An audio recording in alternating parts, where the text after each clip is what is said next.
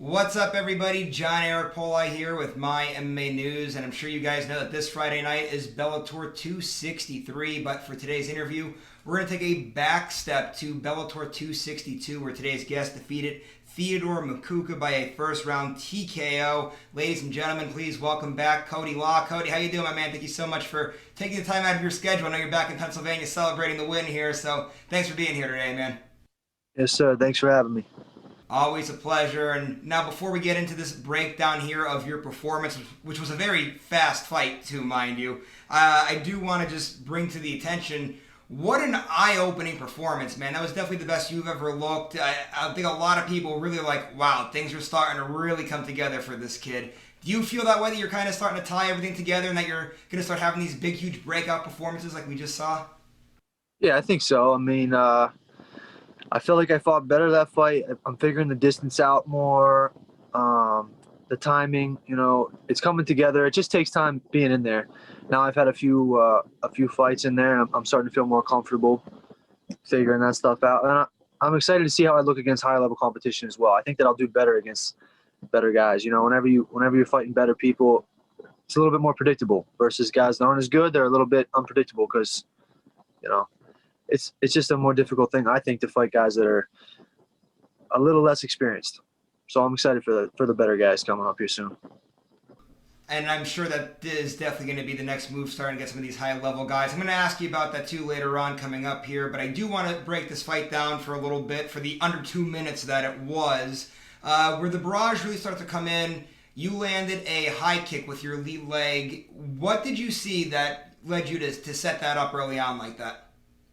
Yeah, so after my last fight here, I came home to Pennsylvania, and I was working with my Taekwondo coach, Philip Amaris Jr., out here in Pittsburgh. And that's one of the techniques he taught me, was the lead leg high kick with no setup, no step, rather, no switch step, just lifting the knee and flicking the foot up there. And we were working it off the jab, obviously, and then I happened to have him in my corner for this fight because this guy we were fighting was, they said, a Taekwondo black belt. So I brought him out to be in my corner, and I just was playing with him. We were hitting pads, and he was like, "Man, it's really fast." Because after he showed it to me in April, I worked on it every single day, just in my place, in my home, in practice, just throwing it up there. And so I wanted to use it in this fight, and I think I threw a jab, and I heard my coaches saying to go throw a low kick. So I threw the jab, and he was moving his head with his hands down, and I know that he probably heard them say go low, so I just threw another jab and popped the high kick up there and smacked him right in the face with it. Yeah, perfectly timed kick there. And then from there, after you landed that, you could tell he was hurt, and he started to kind of try to move around a little bit. He got back towards the cage, and you unleashed this flurry of punches. I don't know, 4 or 5, 6 of them, whatever you threw. I'm pretty sure every single thing landed. Like, everything went through. When you landed that big sequence of shots, did you know that it was game, set, match right there, that it was all over? Yeah. I figured I had him, so I didn't put too much into any one punch. I just kind of touch. A little bit like Max Holloway style, not loading up, not throwing heavy. Just touch him. I expected him to throw back a little bit more, but I don't know, man. Maybe he was really hurt. But I figured it was over there. Just be patient, touch him, and let him go down. So your goal for the fight was you wanted a first round knockout, which you did accomplish, but you wanted to get it in like 70 seconds, right? 1 minute, 10 seconds there. It went a little bit longer, 154 was the time. You did get out of there in under 2 minutes. I'm sure you have to be absolutely stoked with that, though. I mean, how good does it feel to get out of there with a quick victory like that and not take any punishment? It's good because I took 0 strikes, and so realistically, I can get back in there and fight next week. That's always the goal for me. Is obviously I want to get the finish, and I want to come out of the fight with no injuries. Fighting is crazy. You can go in there and have a really dominant performance, but even one kick lands and you might blow your knee out or lingering injuries. Each fight is a big risk. So I was really happy to get in there and not take any damage at all and get a quick win. But of course, after like maybe 1 or 2 days, I was not really happy anymore. I was like, I need to get back to work and maybe step up a little bit and fight somebody better. Well, I'm sure, like I said, that is definitely going to be next. And one other fight-related thing, too, before we start getting into what's next. You mentioned it in your last answer there. 23 strikes you landed. You didn't take a single one. Pitched a complete shutout there.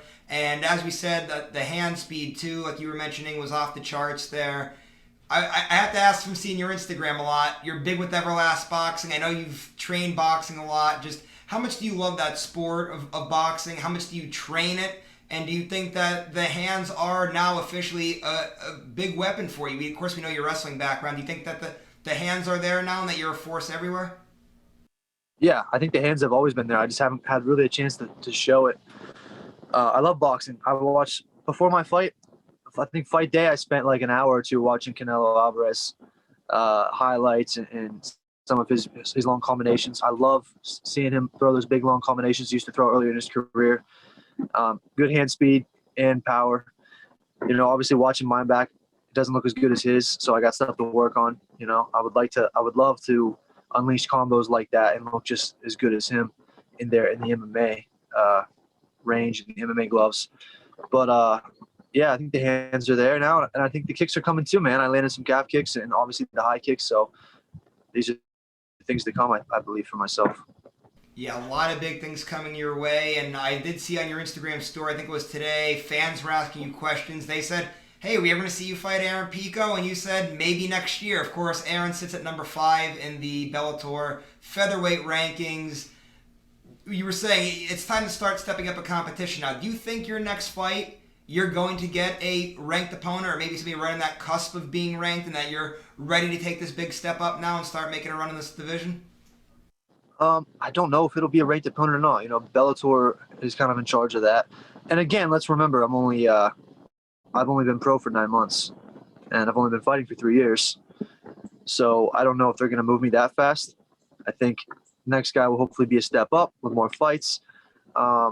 This guy was the only guy who said yes for the last fight. We had a lot of people on Bellator's roster with a good bit of fights saying no. And so we ended up getting this guy. Luckily, hats off to him. I'm glad he took the fight. It's going to be tough, I think, next fight to get a fight, honestly. I'm looking for that next fight, and I think it's going to be tough because if people were saying no, a lot of people were saying no for this last one, and now I show that I can strike pretty well too, and I'm improving in that area. It's going to be tough. So maybe it will have to be somebody that's up higher, but I don't know. We'll see what happens. Why do you think guys are saying no to you? That they're afraid to take this risk against a guy that's only 4-0 and been fighting for 9 months, and see just how talented you really are? You think that they're afraid to take that risk because of how good you've looked?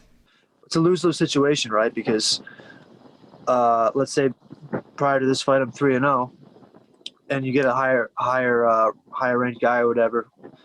They look at me and they see a guy who's got good wrestling, good striking, comes from a great gym, only 3-0. So it's like, hey, if I beat him, I only beat a guy who's 3-0, right? But if I lose to him, I just lost to a guy who's 3-0.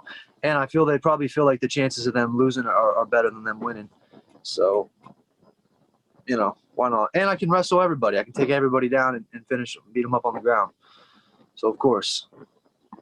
Yeah, definitely. It is a big risk there. And now I do want to talk some gym-related stuff now with you.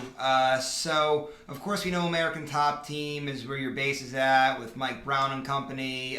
But you also do a lot of work back in Pennsylvania. You were mentioning your Taekwondo coach from back home helped you out with this one. I know you always go back to the Mat Factory, do some work there. Just how important is it to have that home base in Pennsylvania being a big part of your life and being a big part of your corner, even though you've made that transition down to American Top Team? Yeah, it's great, man, because a lot of guys, they finish their fights and they go right back to ATT. That's where their home is, But for me, I get to finish my fight and come back to Pennsylvania and be with my family and also not miss any time training. I've been training all week. All last week after my fight, I was in Pittsburgh training with all of my old coaches, Isaac Greeley, Matt Leishstock, Philip Amaris Jr. I got training in with all of them last week. And I have, weights in my garage here, so I'm here training still. And I get to relax and be with my family in Pennsylvania, which is really nice. Just for a week or two, and then I'll be back at ATT. But for right now, it's really nice. And the thing that I've noticed, too, it seems like you guys all work really well together. You see a lot of times where people might make a transition to a different gym, and it becomes all about, well, you're here now, you're not associated there anymore. But you guys, okay, Mike Brown's in your corner, but like you said, you brought somebody from Pennsylvania back to your corner. It seems like there's a really nice connection there. Everybody seems to all be on the same page. Do you agree with that? That it seems like you're able to really have two great areas and it's nice that everybody kind of works together with you like that? Yeah, it's really, really nice. You know, it makes me proud to be able to take my coaches from back home and put them in the corner with Mike Brown and be the person who introduces them to guys like Mike Brown and King Mo. And even Dan Lambert was at my first fight, and my coach Isaac was there and got to meet Dan Lambert and build these relationships to where Dan's commenting on Isaac's posts on Instagram and Mike's commenting on these guys, and they're all getting to form a relationship. And that makes me proud, and I'm very happy. And I think they know, you know, I have good people. So whenever Mike and these guys meet my coaches from back home, they all fit really well together, and it's a good relationship we all have. Definitely. And now we know that you're back in Pennsylvania, but when do you plan on going back down to American Top Team and starting to do some more work down there with those guys? Next week I'm gonna go back, I believe. Get back in the gym and get back to sparring and stay ready. You know, my weight's good. I'm very healthy and just working on getting stronger right now, and then get back to the gym and stay sharp. And you're a guy that loves fighting. You like being active. When we spoke, I believe it was earlier this year, like real early 2021, you were saying you wanted to get 4 or 5 fights in. Here we are. We're in late July now, August right around the corner. Do you think you're going to get 2 more fights in? I know you're going to want to get the 2 fights in. You think you're going to get both in, or you think just maybe one more time by the end of the year? No, I'm going to get 2. I'll get 2. I'll fight in the fall, and then I'll fight at the end of the year, and that'll be 2 fights. Awesome. So yeah, we'll love to see that.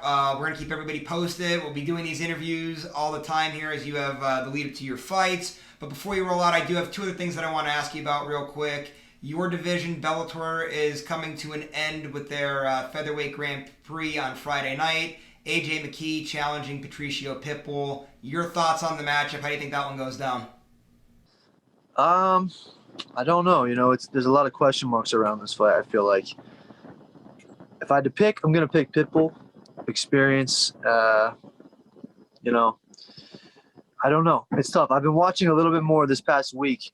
I haven't paid too much attention, but now that I'm done with my fight, I've been watching a little bit more. So I'll definitely be watching. I'm excited to see what happens and see how good these guys really are. And then, of course, the big one that I have to ask you about, your teammate, Dustin Poirier. You guys do so much work together. We've seen you guys in a lot of photos. You both help each other out a lot. Just got a huge victory, winning that trilogy with Conor McGregor. Of course, a lot of moving things going on with that one. The lead up to the fight, of course, Conor was being crazy. The fight itself was absolutely nuts. Of course, Dustin was laying a beating on Conor before the leg break there, which now, of course, has the big controversy question mark. Then Conor was obviously yelling at Dustin afterwards as he's being taken out on a stretcher. Just your thoughts on every little bit of that whole entire trilogy there.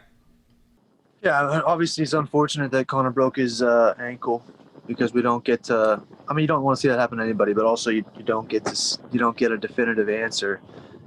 Even though I feel like we were on our way to getting a definitive answer, which is the worst part. It wasn't like it was a close competitive fight and a freak accident happened. You know, I believe Dustin was really beating him. He landed the better strikes on the feet. He was outboxing Conor, which, you know, you don't really see that too often. Conor's typically been the best boxer in all of his matchups. But Dustin landed a big 2 in the first round where they both threw their 2s down the middle. Conor threw it with his head high, and Dustin was head off line, cracked him with it. Conor backs up. Dustin lands double jab uppercut, or catches the kick, lands an overhand, then double jab uppercut. Then Conor clinches, right? Which, when do we see that? Only when he's hurt. Dustin takes him down, mauls him for the rest of the round, and then Conor breaks his ankle. But it's a fight, you know. Your body has to hold up. So as far as I'm concerned, it's 2-1 Dustin, and time to move on, you know.